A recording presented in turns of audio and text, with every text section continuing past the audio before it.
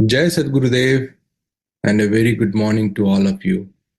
My name is Ravi Shankar and I have joined this satsang from Austin, Texas. Welcome to weekly English satsang organized by North American Institute of Vihangam Yoga. I am sure everyone here would agree that in the present age, our daily lives completely revolve around just fulfilling our physical, mental, and family and social responsibilities. In this fast-paced routine life, the requirement of soul are often neglected. So first, I would like to congratulate each one of us for taking some time from our busy schedule to fulfill the requirement of our soul through this satsang.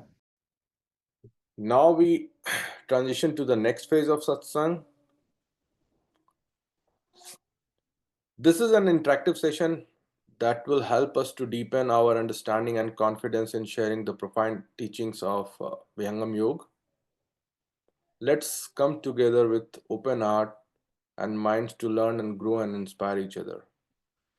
Today we delve into the thought-provoking topic, that is, in Vihangam Yoga, the four inner faculties, Man, Chit, Buddhi and Ahankar, are the subtle tool of consciousness that might be transcended to realize the pure blissful soul through Sadguru guided meditation. Guiding us on this journey today is Vijay Kumarji from New Jersey, a sincere disciple of Sadgurudeo who inspired us with Seva Bhav, devotion, and deep knowledge. His dedication to selfless service and unwavering faith make him guided light for many on their spiritual path. We are truly fortunate to have him and share his insights and wisdom with us today. Let us all feel grateful for this opportunity to engage in such a deep transformative discussion. I now invite Vijay ji to take the session forward. Over to you, Vijay ji. Thank you, Ravi ji. Yeah, let us all sit still and close our eyes. Let us make sure that we are able to control our body. The moment I say control your body, what are the faculties that start functioning in making sure that you are able to control your body like statue?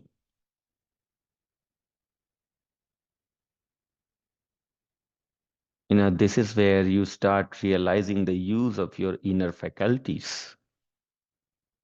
But for now, let us experience the stillness of your body and concentration on your breath.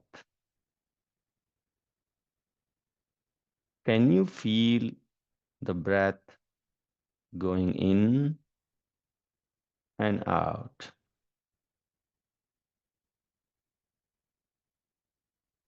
How do you feel in the nostril? Do you feel cold or warm? How do you analyze what you feel? Again, this is your inner faculties, which is helping you perceive this experience.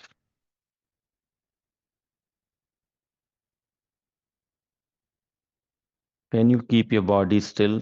No motion in the body. Now, please fill your heart with a sense of devotion for the divine. Fill your heart with love and devotion for a supreme being who is the creator.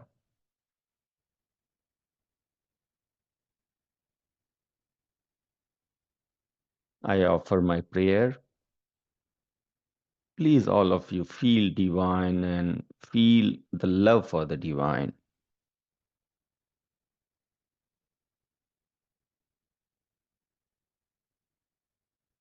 बार बार वंदना करूं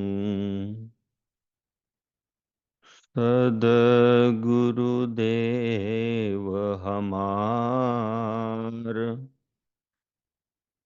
यहाँ वहाँ सब ठाम में महिमा अपरंपार।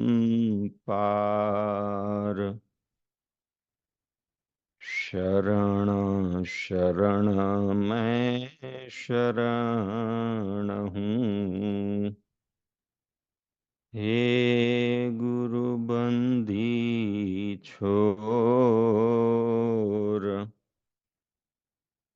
मोहि उबारो है गुरो, यह सौ बार निहोर। परमेश्वर जीव साथ है, अमित काल गए बीत, जीव त्रिताप छूटा नहीं, बिन सद्गुरु महप्रीत।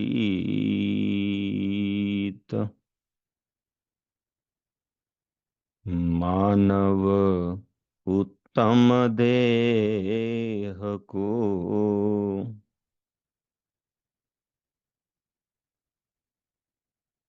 मानव जीवन लक्ष्य है, अरु कर्तव्य प्रधान, परमात्मा प्रभु मिलन में, अन्य गौण सब जान।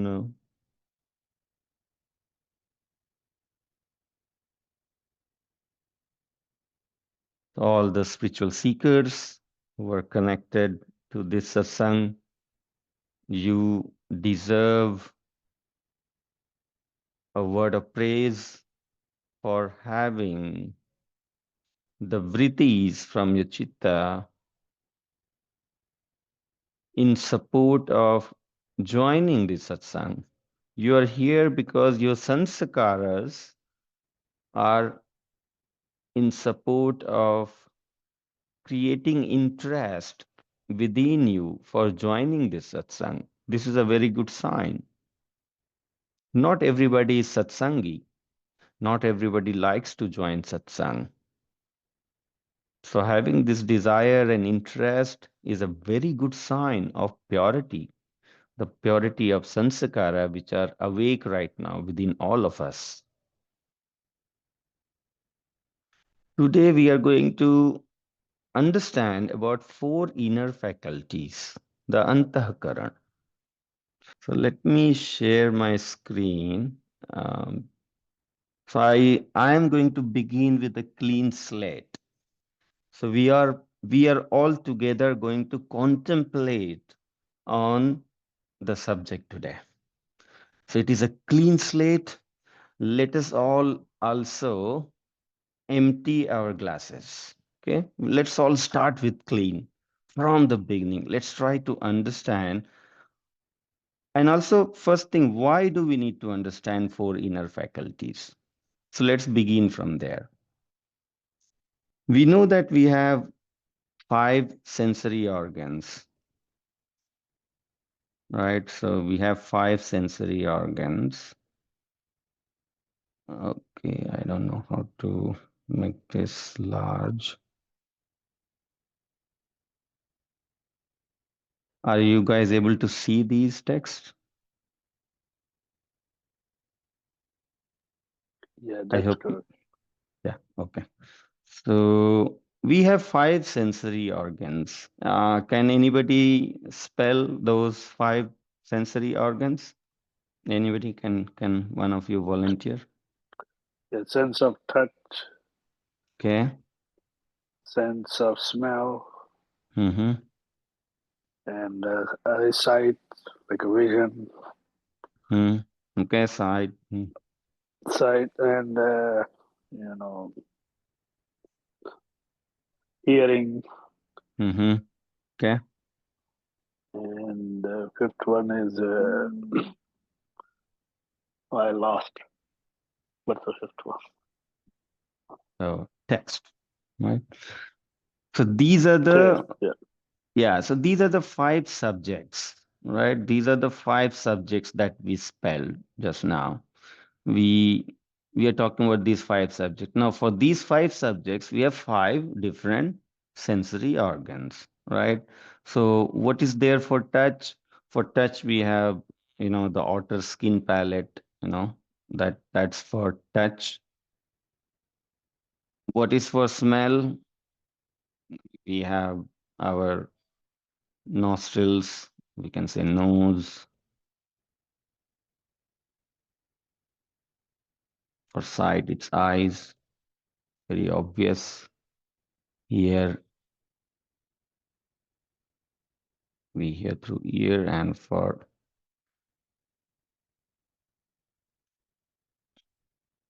I don't know if I'm spelling tongue correctly, but yeah, so we have tongue for the test, right? So these are five sensory organs.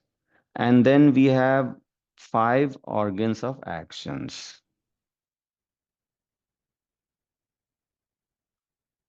We have five organs of actions.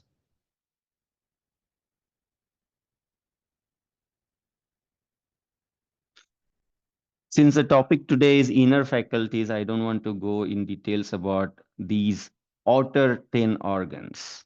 Okay, these are the outer 10 organs. So 10 outer organs. These outer organs are like horses that run the chariot, right? So these organs, outer organs, help you experience or interact the external world. Either you perform actions or you sense them, what is going on around you. These are the 10 outer organs. But then, who is managing these 10 outer organs? Who is guiding them? What to sense, what to act, and how to act? Like what, how? When you start going little deeper into it, that what actions will you take at this point of time?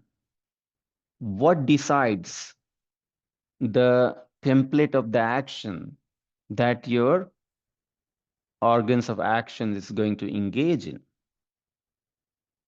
There is the template of actions created within first, right? So that is what template of actions you are going to engage in, and then how you are going to how you're going to execute it.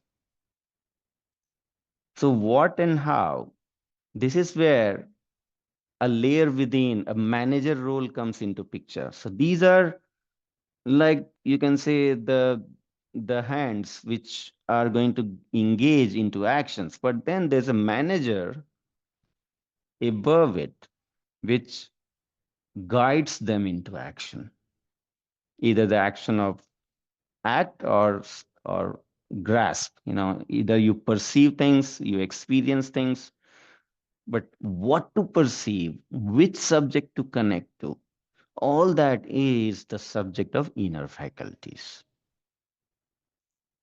Inner faculties guide the outer organs. So these are inner organs. Inner organs guide the outer organs. And what are those four inner organs? Same thing, inner faculties, inner organs, same terminologies. What are those? We have man, which we loosely translate as mind, buddhi,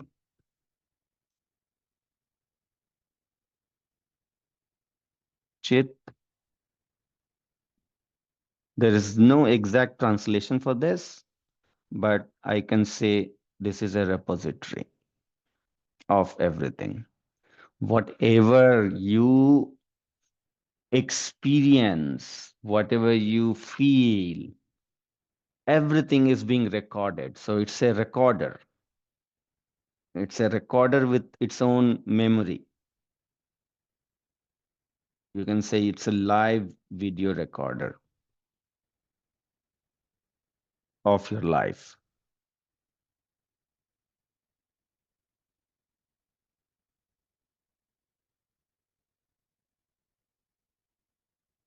Okay, so whatever physical, see, the Atma is conscious. And this conscious Atma, the conscious soul, is engaged in the inert world. So this engagement is called Jad Chetan Granthi.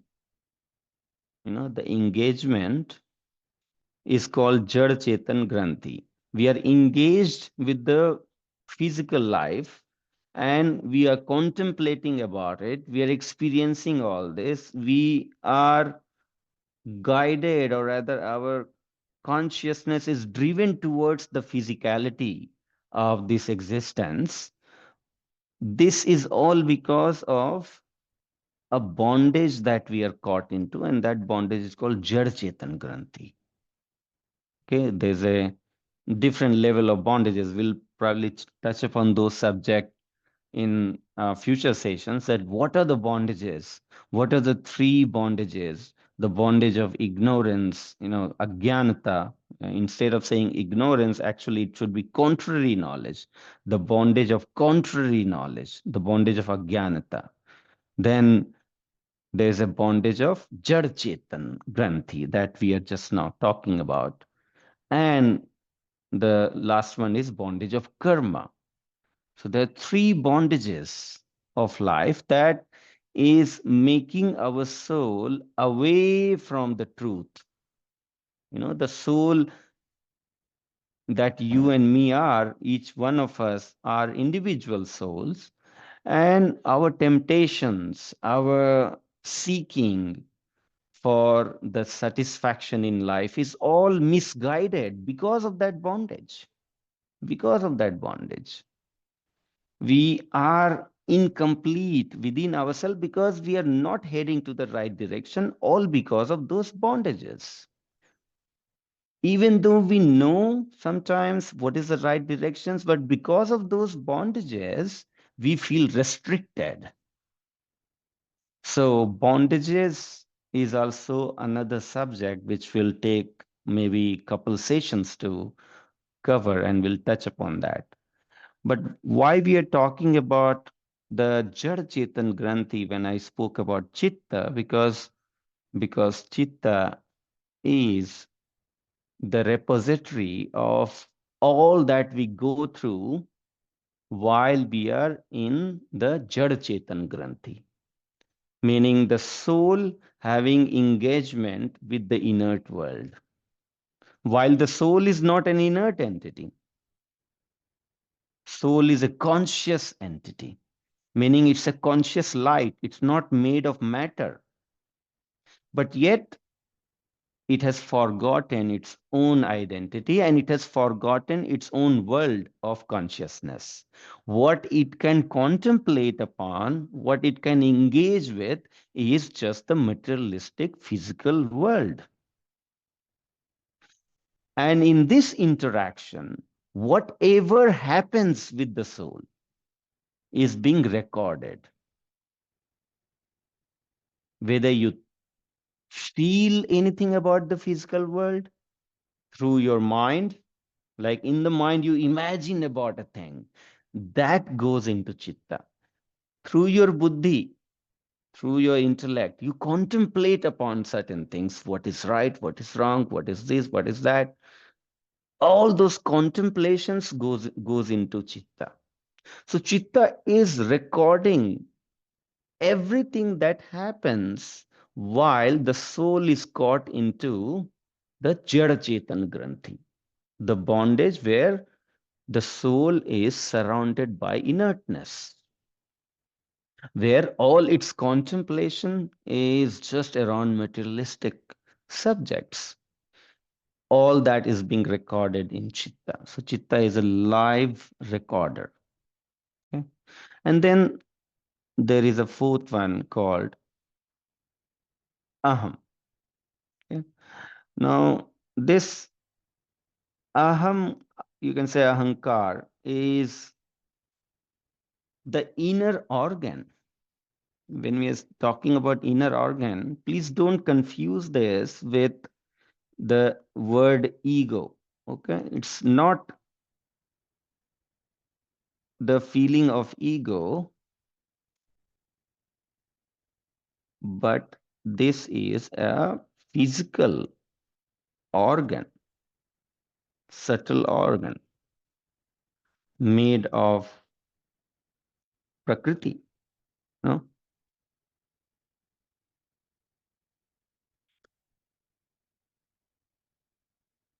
Everything is made of prakriti. All the physical thing that you see, physical or the subtle thing, everything is made of prakriti. Prakriti is the fundamental atom which is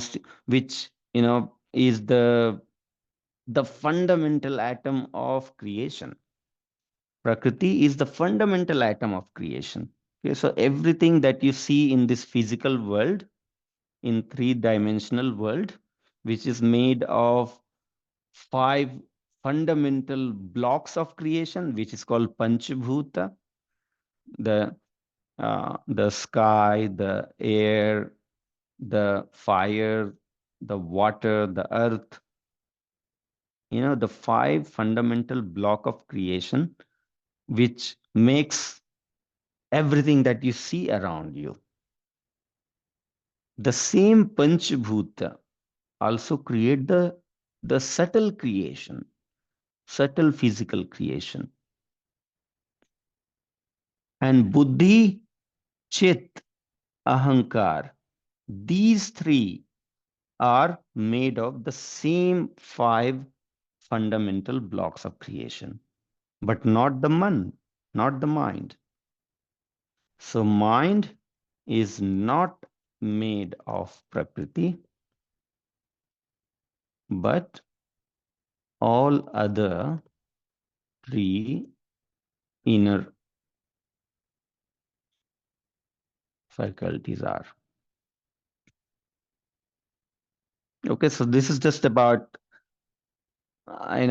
just to making it clear that these are not the abstract entity, but these have the existence in our body.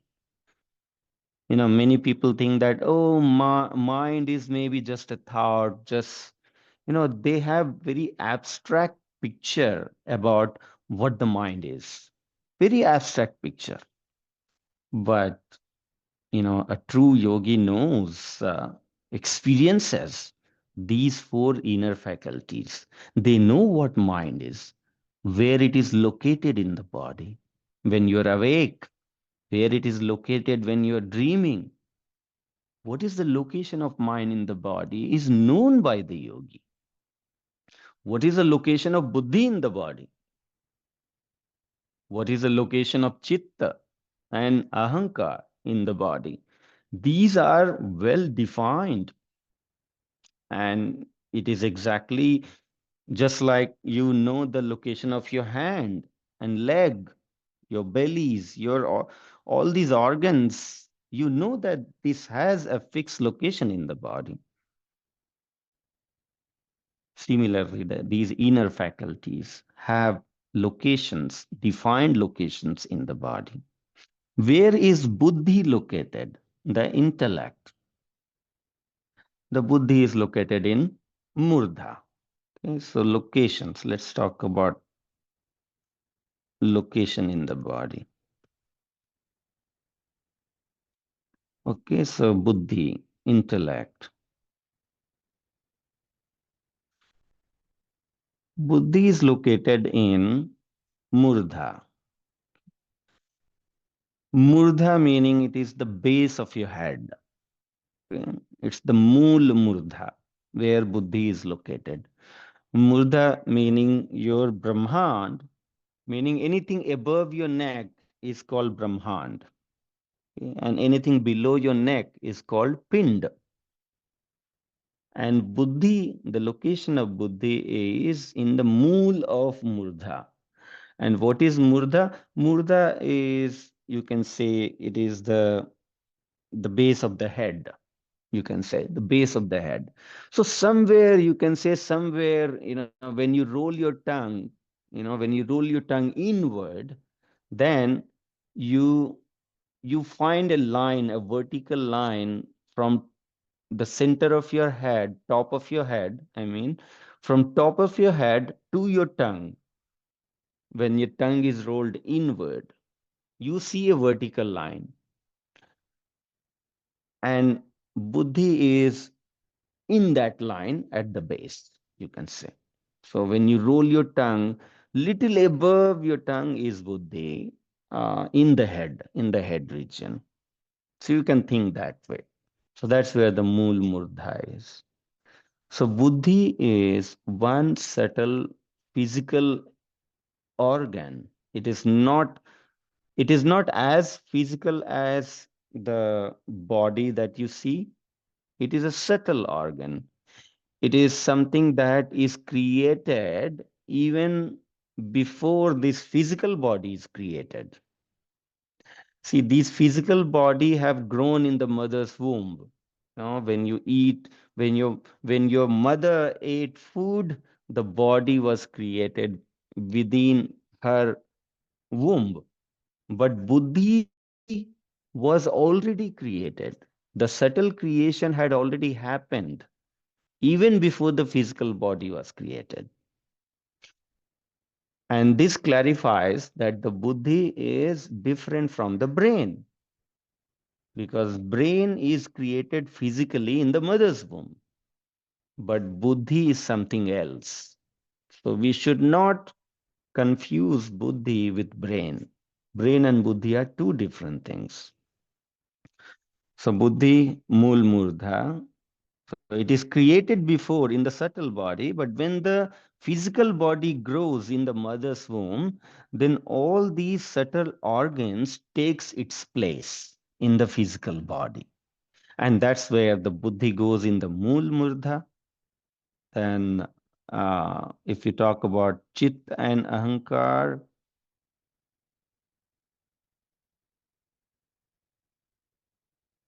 they go in the heart region, both of them.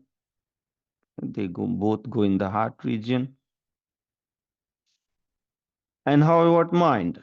Now, mind is the only organ which is mobile in nature, but yet it has a certain base locations. For example, when you're very consciously awake, when you're paying attention to a thing very consciously, your complete conscious state, or the state of wakefulness, where you are not lost into anything. You are in full control of your senses. When your senses are awake, at that point of time, the mind is located in front of your eyes.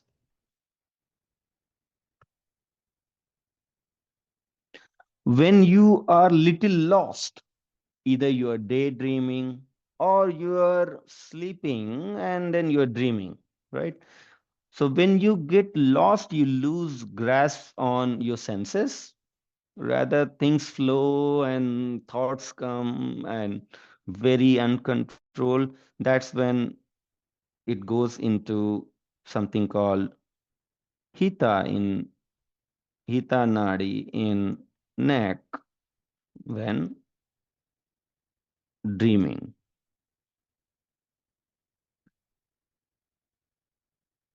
And where does it go when you go in deep sleep? When we go in deep sleep, it goes into deep sleep from two different states. Either it is working with the buddhi while contemplating on something, or it is working with chitta while, you know, recalling things or replaying what it has recorded, what chitta has recorded. Right? So either it is close to the heart or it is in the head.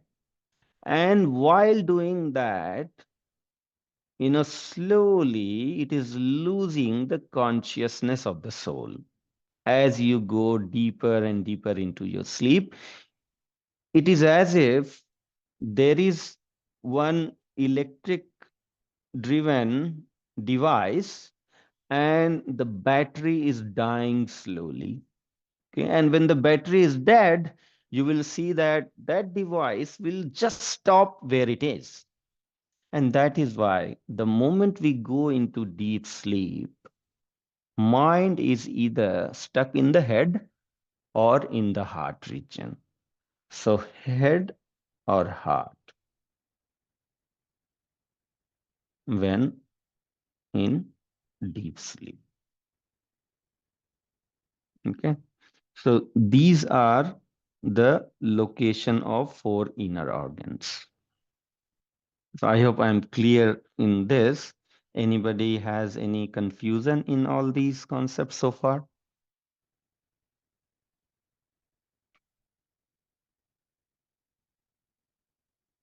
I hope I am with all of you.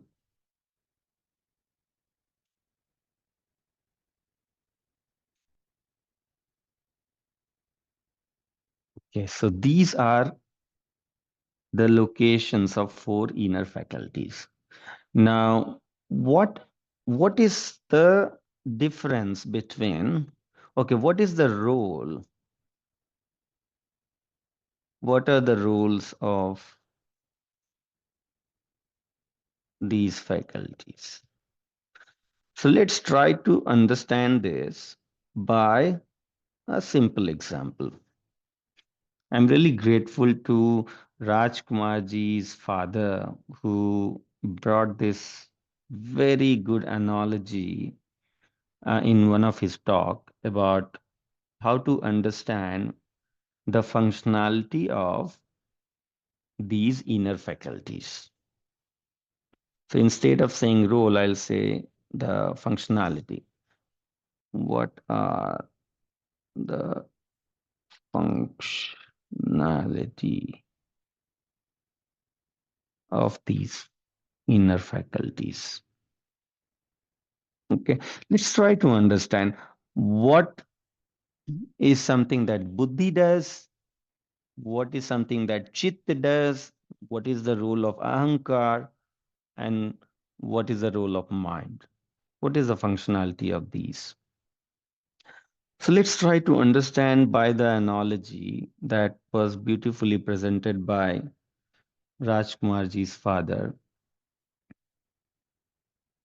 He said that,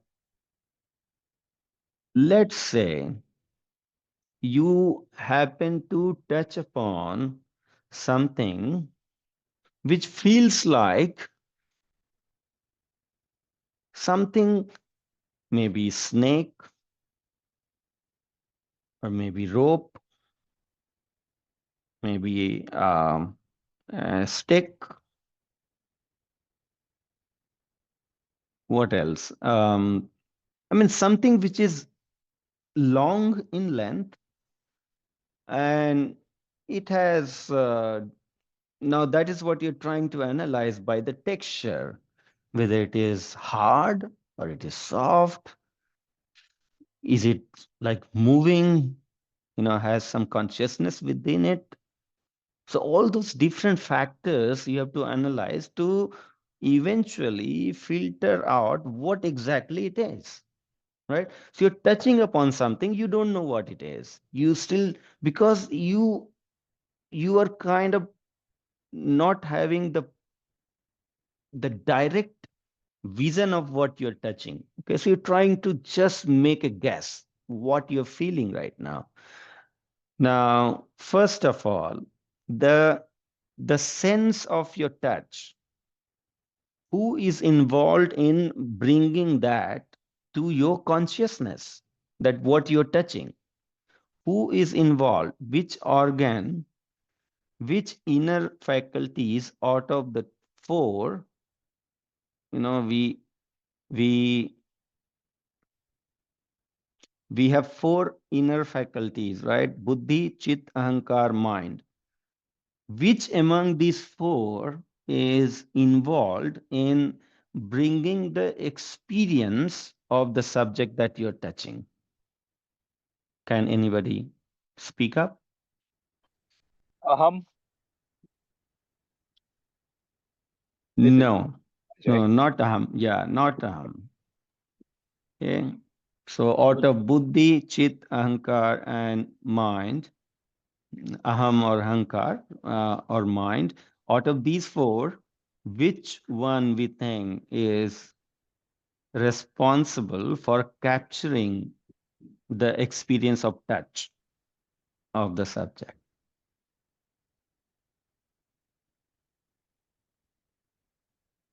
Okay. So I know we have other Vihangam yogis, our core members, they know the answers, but definitely they want to leave it open for new people. So you new people who are irregular, they need to try and make a guess. Which one is involved in bringing that experience? I'm not talking about the tagging that experience. I'm not talking about recognizing that experience, but I'm first talking about bringing that experience, that something is there. You felt something, but what that something is, that is next level of subject. But first of all, you touched something, you felt something. This sense of touching something, which among these four inner faculties is functional at that point of time to bring that experience to the soul? Mind. Mind. Mind, yeah. Yeah. Yeah. Yes, Manoharji. So that's the mind, the man. Why so? Because, okay, let me just, I don't know why it is stuck right now.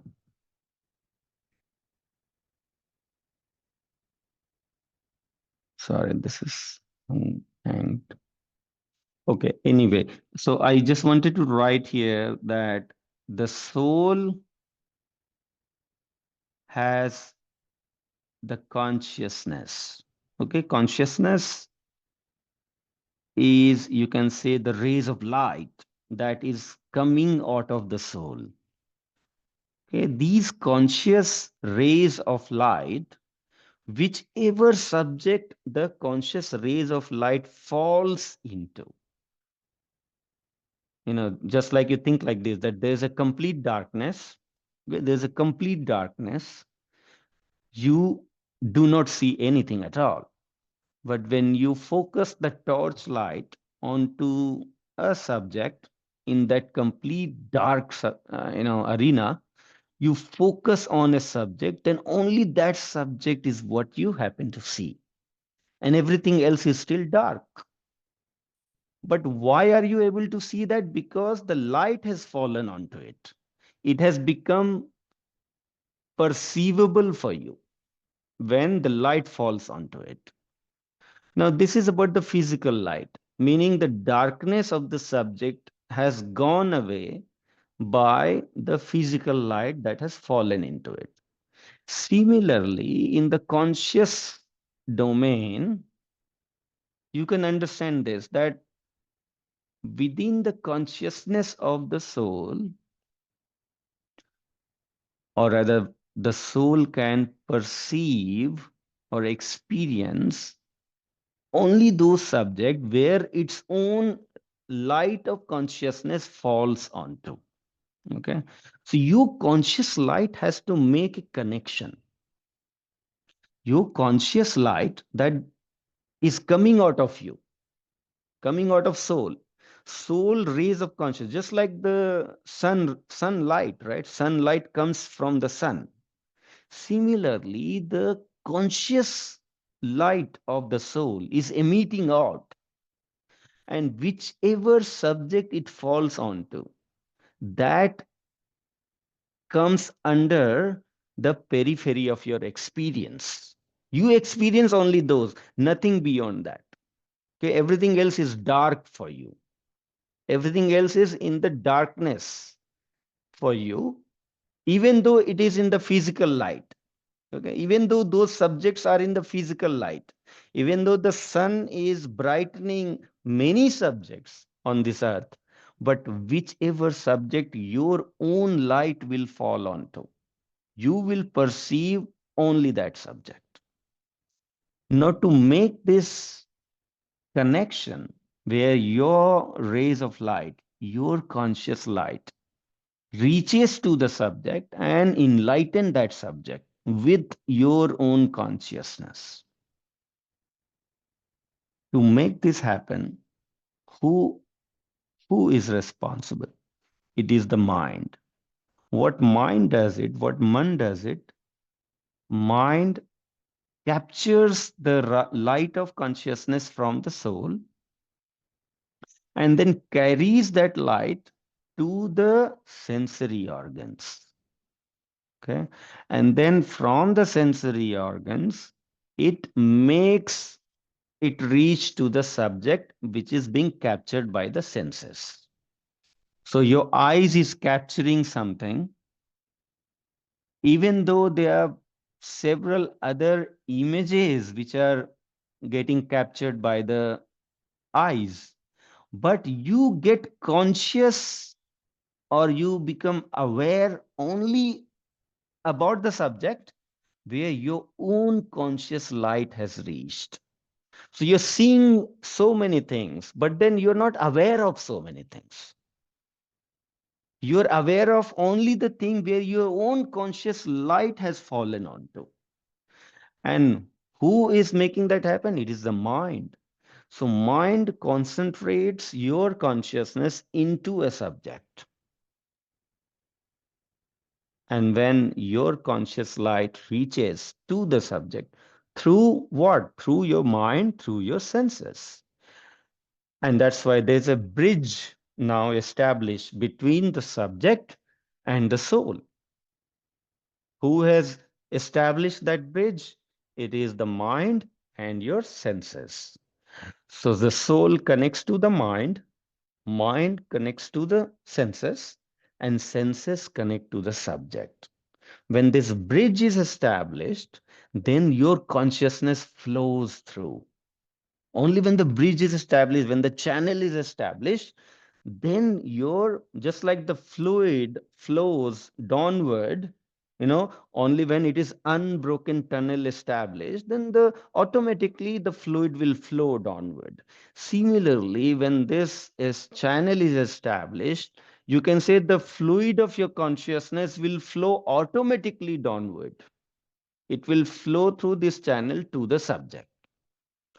The soul is actually in the higher degree of consciousness, but as it flows outward, it goes into lower degree of consciousness. So it is a downward flow.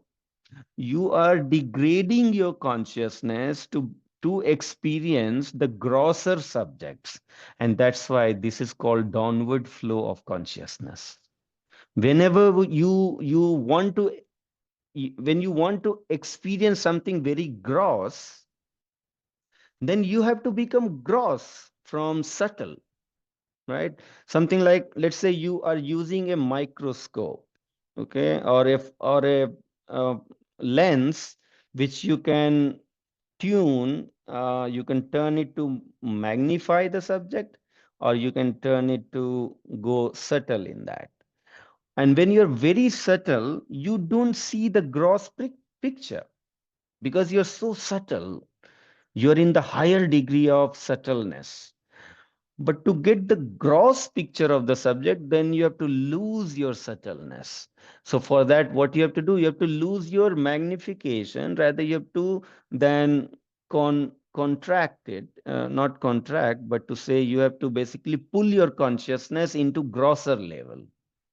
So your magnification has to go down. Then only the entire gross picture of the subject will The wholesome picture may be encompassed into your experience. You're losing your subtleness in order to get the grosser experience.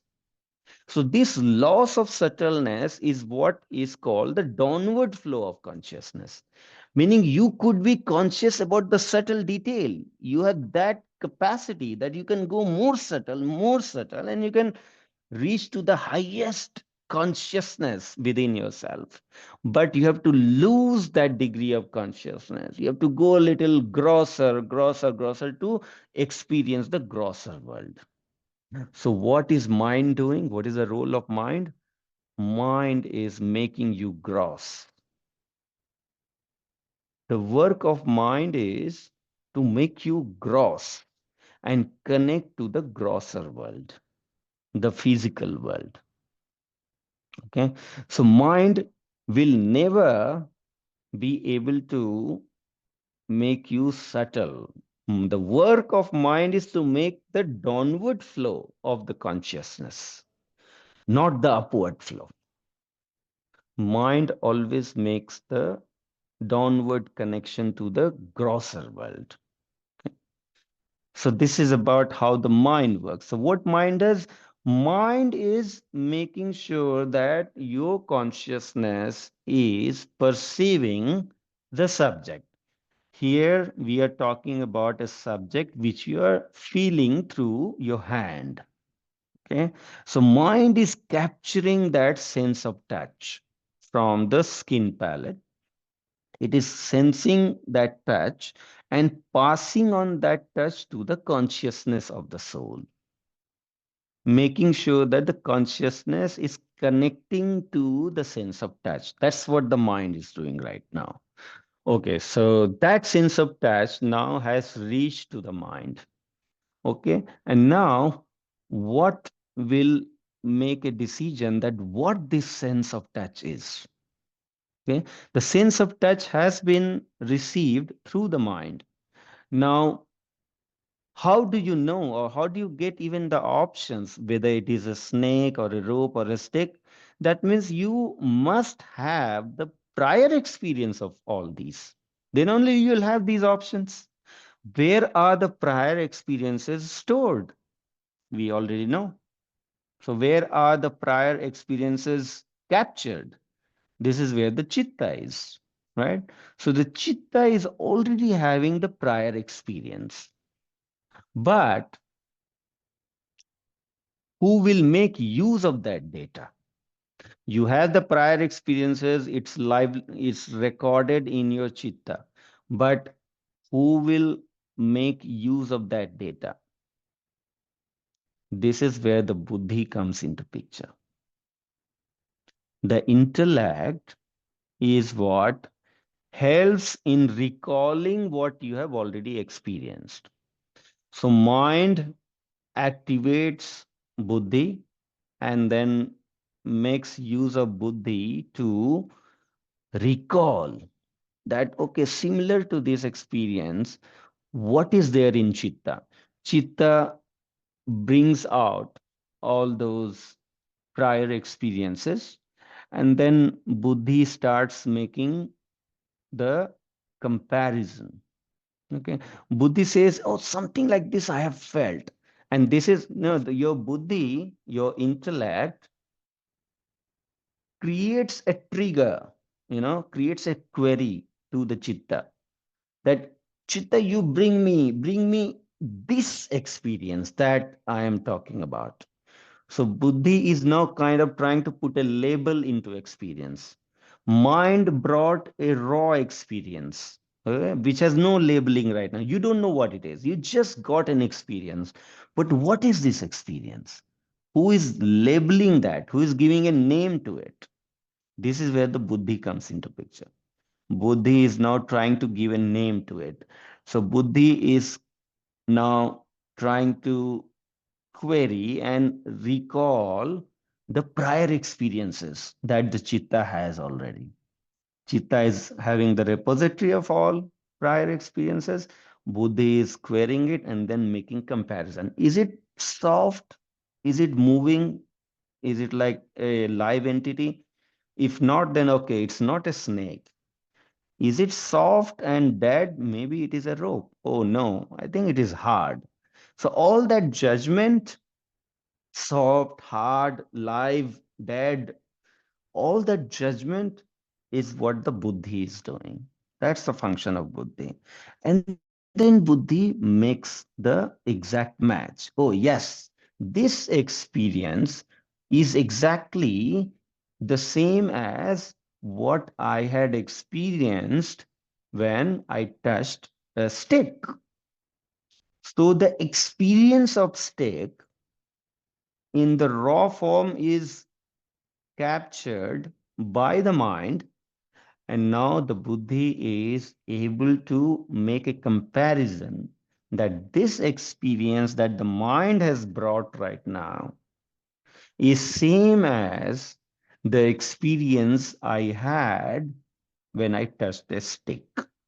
Okay, so chitta is giving the options, buddhi is doing the comparison, and mind has actually just work in collecting these raw experience from outside. So this is how these three inner organs work together to finally make a judgment that what I have touched is a stick, not a rope, not a snake. Okay. Now, what is the role of ahankar? Ahankar comes into picture when you want to actionize any blueprint of your action. You want to act on something, but before you act on something, a blueprint of action is created within our mind. Blueprint of action. Once the blueprint of action is created, then you need to perform that action, not anybody else. These blueprint of action that is created within the mind, this now has to get into a physical action. Your indriyas have to now engage into action to give it a outer appearances of that blueprint in terms of karma. So this is where ahankar acts as a trigger. Ahankar is one that creates the trigger of action. Without ahankar inner organ, the soul will not be able to make use of, or the mind will not be able to make use of the organs.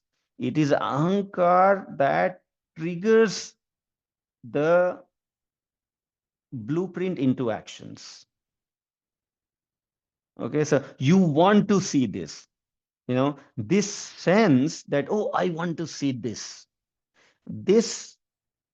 and then you happen to see that, right? Okay, I want to see this initial trigger that came within you, that I want to see this, which organ is responsible to make you actional into one karma, whether it is about seeing thing, whether it is about maybe grabbing the glass. I want to grab the glass. Okay, let me grab the glass.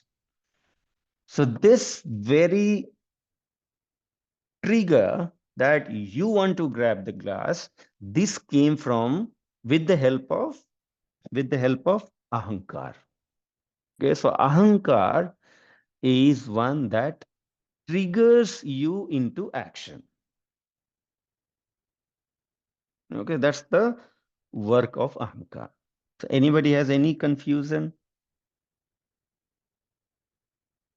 Do we understand the functionality of four inner organs now?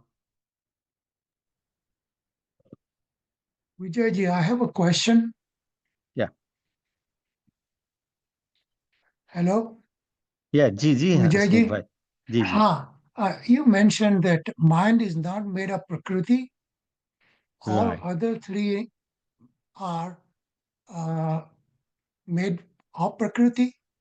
right. So are they physical type of elements? Yes. Uh, So, very, very rightly asked, Hasmukh Bhai. The buddhi, chit, and ahankar. These are the sukshma sharir elements. Okay, not the gross body elements. These are the sukshma sharir elements. Sukshma sharir elements are the elements which you cannot find as gross as the gross body, the sthul sharir. And all the instruments that we know in the scientific world, they are capable to capture only the sthul sharir. Okay, the sthul creation, not the sukshma creation. So even though they are a physical entity, meaning the buddhi, chit, ahankar, but they are in the subtle dimension. It's not in the physical gross dimension. It is in the subtle dimension. And that subtle dimension is beyond the reach of the physical instruments.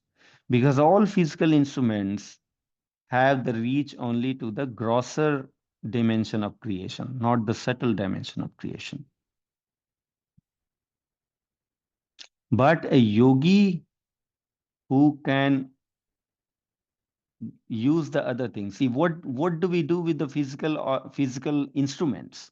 The physical instrument, what it does, it magnifies the small tiny element into the dimension which our physical organs can sense.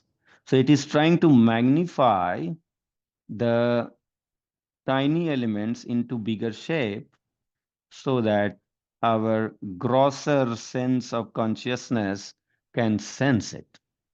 But what yogi does otherwise. Yogi rather refine their consciousness. So instead of magnifying the subject, yogi reaches to the level of subject. If the subject is subtle, then the yogi will become subtle. Their consciousness will become subtle because consciousness can go more subtle than those subtle subjects. So consciousness has the capacity to connect to the grosser world and also connect to the subtle world. So yogi can perceive these subtle creations, but not the physical instruments. So if you dissect your body, if you break your head, you will find only the brain in your head, and the other stuff which is physical in nature. But you won't find, oh, this is the buddhi. You won't find it like that because that is a subtle organ, not the physical organ. I hope that clarifies. okay. Yeah, because these are made of Panchabhut, the physical instrument cannot perceive the Parmanu, meaning the Prakriti fundamental element. Swamiji has very clearly stated in the scripture in his own words that no scientific instruments has has a capacity, not neither it has reached yet nor it will reach ever, because these physical instruments, whatever atom they have found, is not the Parmanu, not the Prakriti, but that is still the grosser creation of the Prakriti. So that's not the real Parmanu. The real Parmanu, which the Prakriti we are calling here, we are terming here as Prakriti or Parmanu, meaning the most fundamental atom of creation. That atom is different, more subtle than the atom that the scientific world has found so far. Okay. And that fundamental atom, which is even subtler than the Akash, Vayu, Agni, Prithvi, Jal, Tattva, the element, the fundamental element. You see the water flowing, but that's not the water element. the Jal Tattva, the fundamental element, which is, you know, which is the ingredient, one of the ingredient of all the creation that you see around. Everything is made of 5 fundamental blocks of creation. So water element is one of them. The Agni element is one of them. The Prithvi element is one of them. So all these element is not as gross as you symbolically find in the grosser world. Agni Tattva is not like fire. You see the fire, but that fire does not represent the Agni Tattva. Agni Tattva is in very subtle form, and it's not as gross as fire. The water element is not as fluid as water you see. It's totally different. Only the quality is similar in nature, but not the form. Form is not that what you see. Form wise, it is different from what you see in the grosser world. So element these elements, 5 fundamental elements, are beyond the perception by the gadgets. Gadgets cannot see, nor our senses. Senses cannot see these 5 fundamental atom in true form, in real form. Only the effect of it, the light of it can be seen, but not the actual form, unless we sublime our consciousness, take it away from the grosser world, we refine it and make it subtle. Only through consciousness, through the refinement of concentration, we can experience ourselves. Soul is capable, but not the gadget.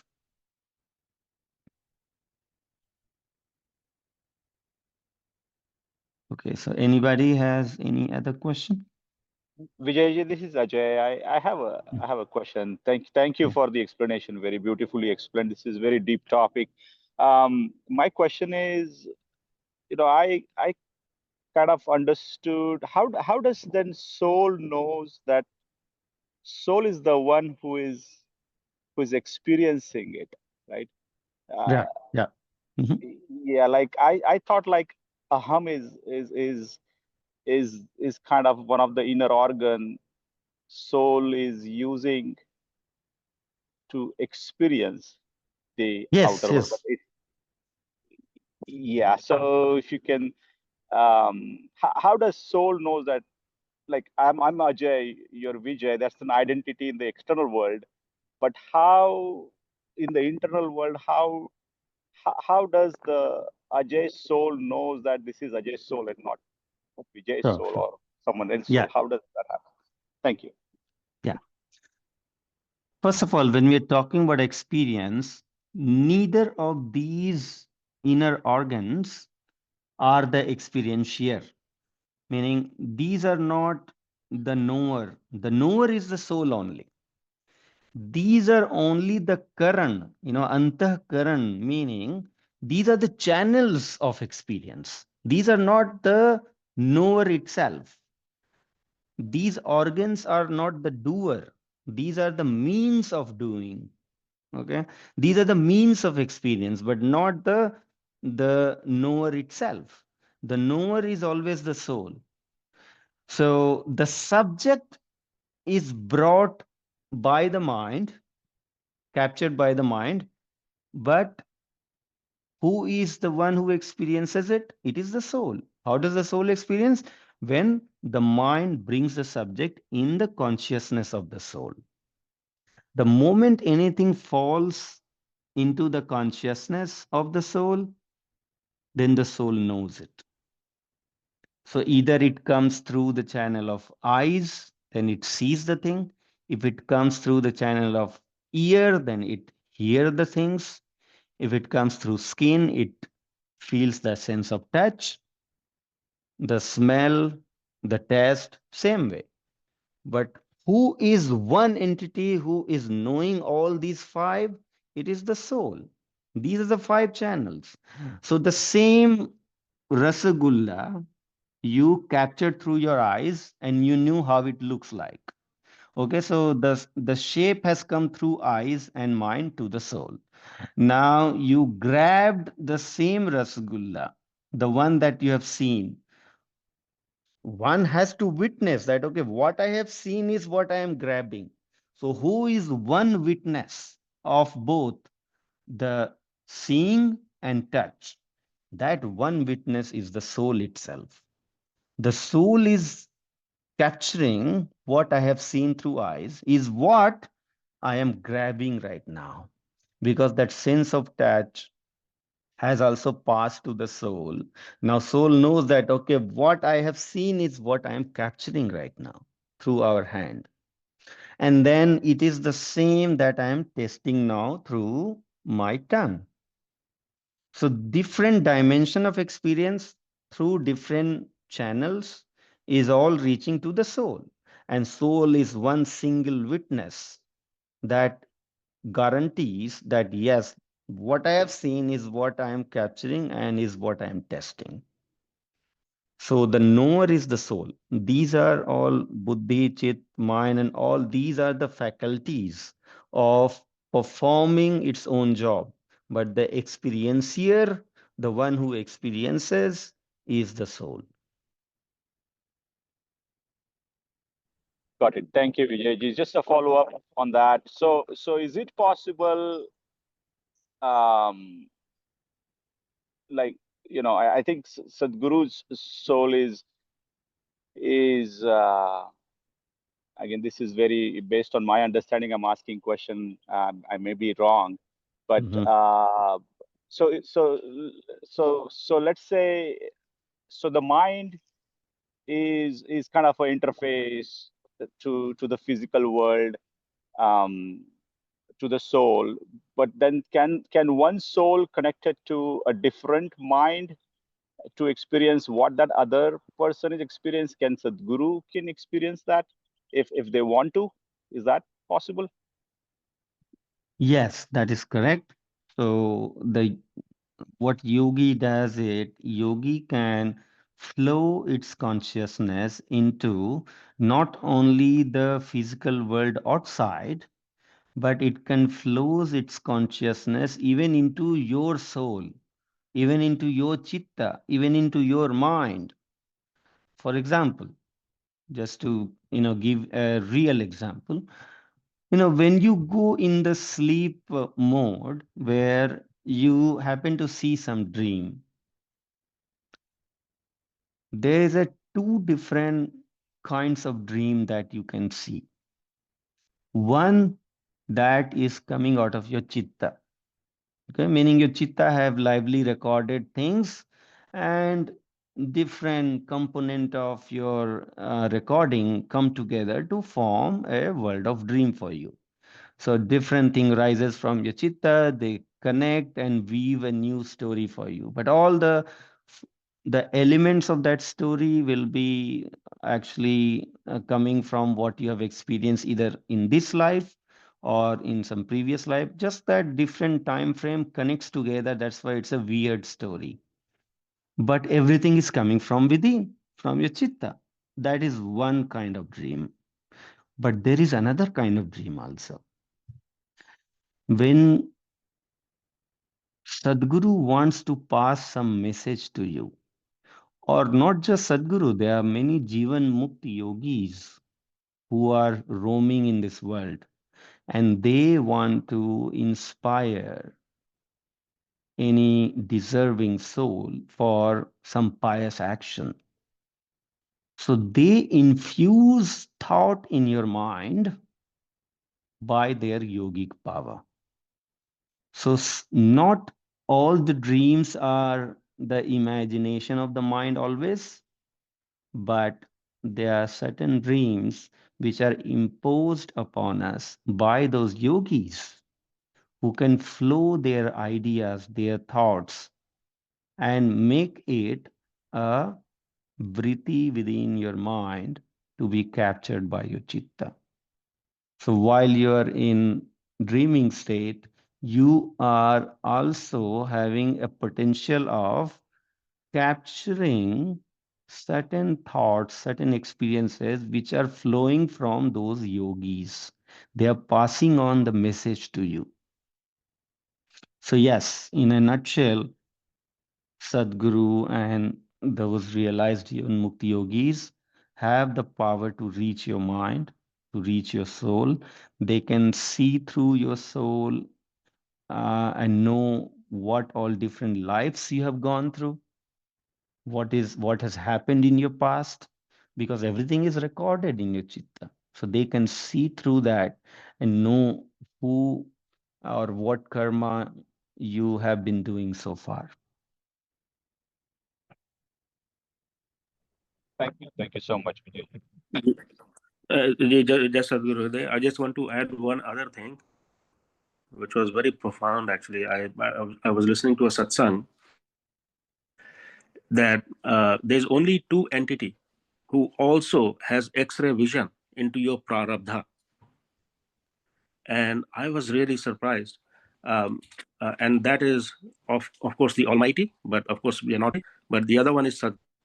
So they also know the prarabdha, but they will never tell you. But they do have that available to them, apparently, is what I heard in the satsang. So I don't know, Vijay, is that right?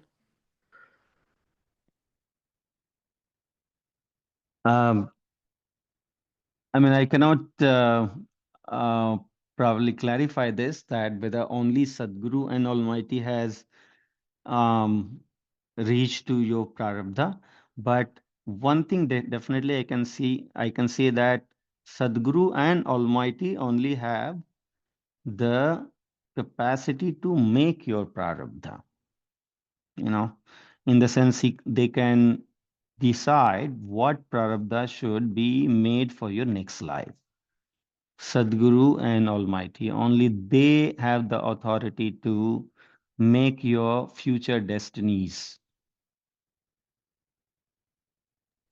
For the next life, Okay. right? Yeah. Yes, yes. So, for example, if Sadguru will adopt us, then he will make sure that we are born into a family where he can connect again with us.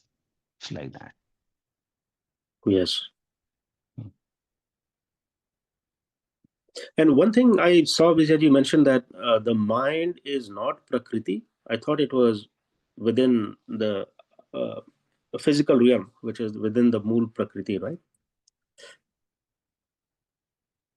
Yeah, so mind is not made of Prakriti, meaning it is not created out of the Parmanu, just unlike the other three inner organ. मन जड़ चेतन नहीं बने, मन मध्यम प्रमाण, तीन करण मन से जगे, मन अणु एक स्थान. So it says the mind is neither made of inert elements nor it is composed of consciousness. It is madhyam praman. It is between the two. Okay? So mind is not made of matters. Okay? Oh, Mind yes. is, Yeah. yeah. Agantuk Chetan Tattva. Yes. Agantuk Chetan, yeah. Yes. It is Agantuk Chetan. It's a tourist visitor. Both No, sides he it can touch. has its consciousness is something that is derived. So meaning the consciousness within the mind is something that has arrived. It is something which has been derived from the soul. It is not the one that is inherent property of the mind. That's why it's called Agantuk Chetan, meaning the Chetana, the consciousness within the mind is something which is not its own. It is the derived one. Okay, with the derivation of consciousness from the soul, it has become conscious. So it has become conscious. It is not conscious by itself. It has become conscious by deriving consciousness. And that's why it's called Agantuk Chetan. Ji. I was also thinking that it means that uh, it is deflecting, or it is wavering both sides.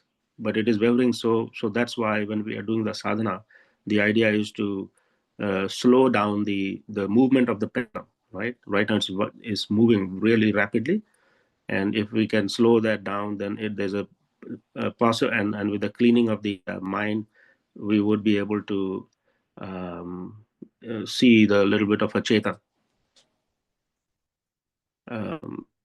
Right. So it wavers in either the wavers in the sense either wavering is in the physical subjects, but it has two different states. Either it becomes conscious or it becomes idle, like inert.